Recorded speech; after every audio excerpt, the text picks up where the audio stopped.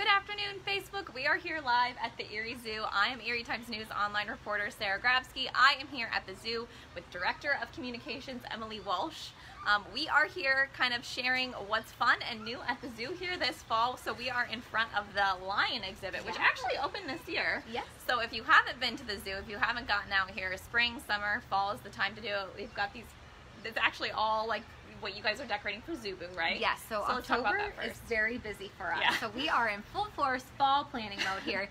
We have almost all of the fall decorations up. They're starting to work on the Zubu huts.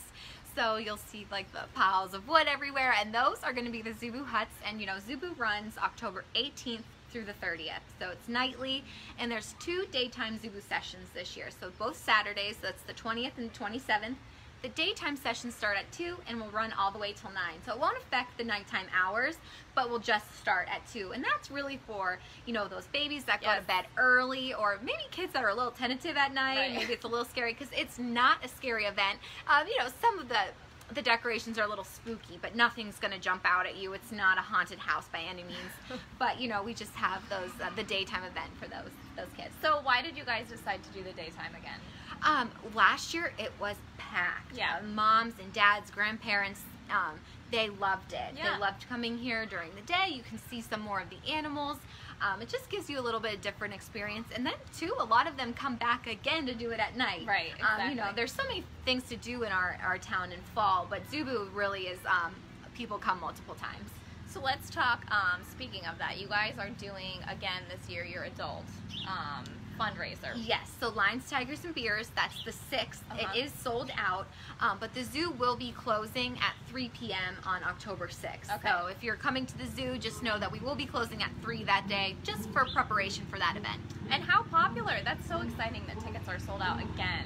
Yes, it's very popular, and you know, we just have the same supporters really year after year, the people, because it's our 3rd year doing it now. Right. So they're very excited, and we love that, and it just helps us so much because you know, we close down for winter, so all the money that we raise during October will just go right into our general fund, and we'll, you know, we just save it all the way through the winter. Yeah.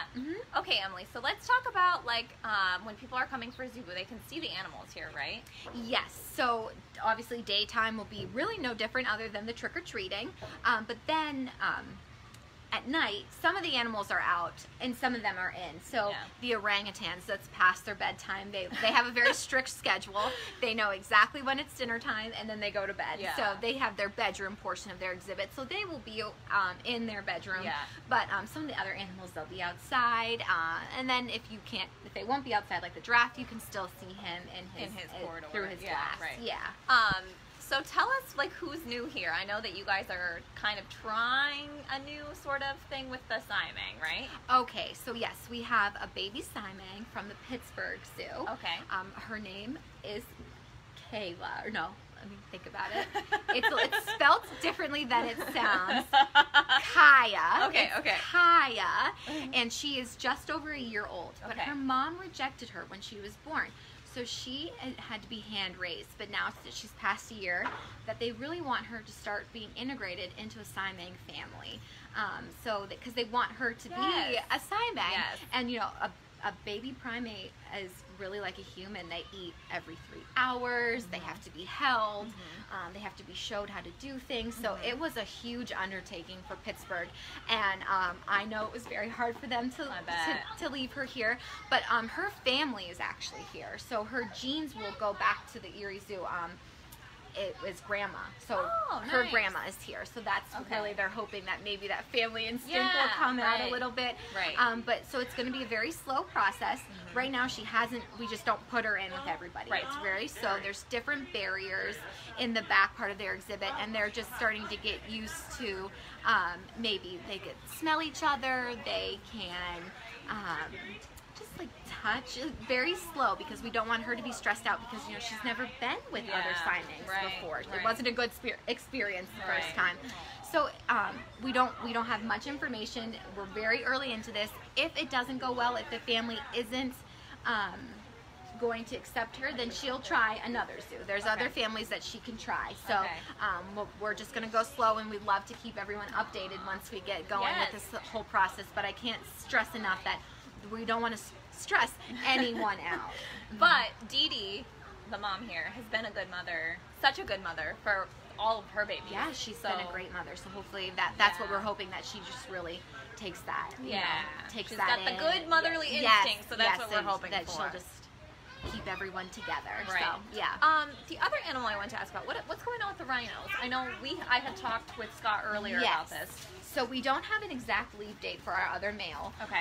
But if you come to the zoo, you'll see that his large crate is in that doorway, and that's just for those training purposes.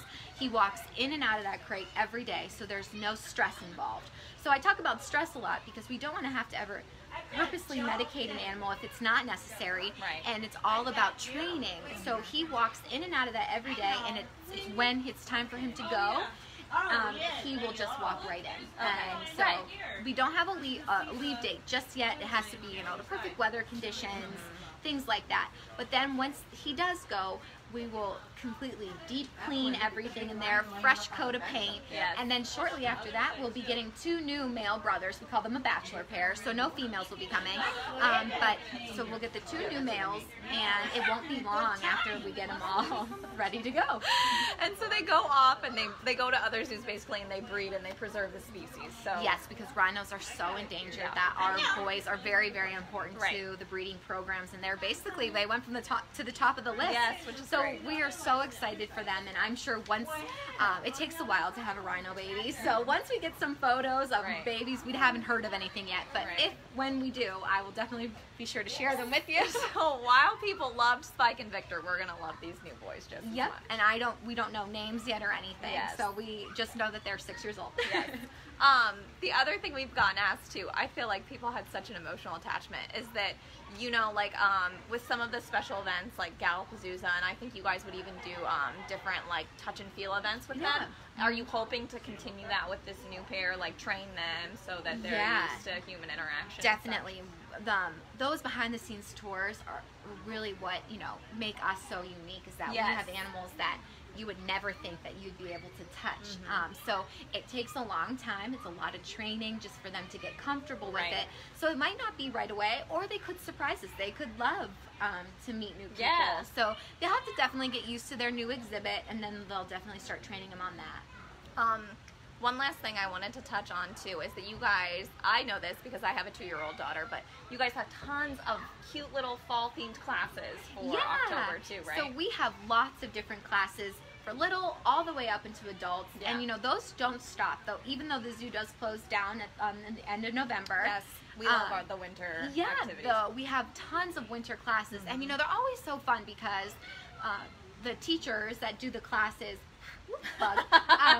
really just kind of let the parents step back. So there's crafts that they do with them, there's animal visitors and songs and books, and they're just really interactive, and it gives the parents kind of a break because in the wintertime it's hard to find things to do. So I agree. So anything else you want to add for fall?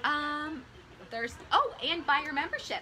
Yes, if you buy your membership in the month of October, you get invited to a very special night at the Erie Zoo. We do a little perk every year for anybody that renews in October, and this year it's all about animal enrichment.